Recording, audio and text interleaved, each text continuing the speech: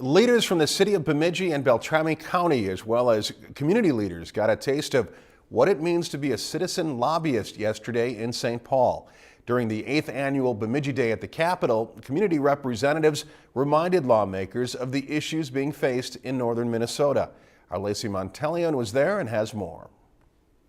Bemidjians in their Paul Bunyan plaids swarmed the Capitol, talking politics with legislators from both sides of the aisle. People understand what we are coming down to talk about.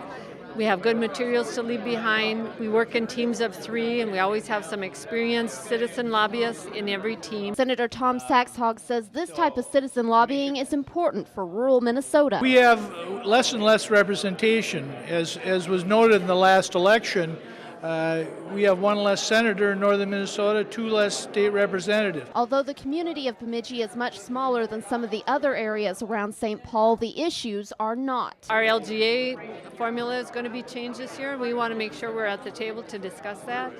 We have an interest in a new fire district and how that might have some legislative approval for a different kind of funding for that. Beltrami County leaders were also on hand to discuss the issues being faced at the county level, including funding for a new veterans home and transportation. We've got a really difficult issue ahead of us, trying to get our road system up to date, and it's in many cases literally falling apart. But Mack hopes she was able to make the problem clear to leaders at the Capitol. I was able to meet with the chair of the Transportation Finance Committee for the House, and he really was very engaged in the conversation. Those taking part in Bemidji Day at the Capitol are separated into many different groups and are meeting with many different senators and representatives. But thanks to the signature plaid vests, they're all very easy to spot. Bemidji and our Paul Bunyan vests are very well received. The Paul Bunyan plaid even made it into the top office in Minnesota. I'm going to present you with this Bemidji Woolen Mills wool scarf. Wow, all right. I suggest you wear it the next time you're on Almanac. But these Bemidjians are tied together with more than just that signature plaid. The community is really behind each other.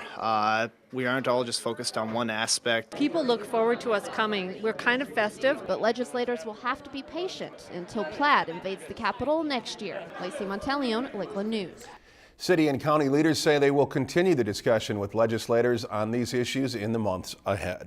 If you've enjoyed this segment of Lakeland News, please consider making a tax-deductible contribution to Lakeland Public Television.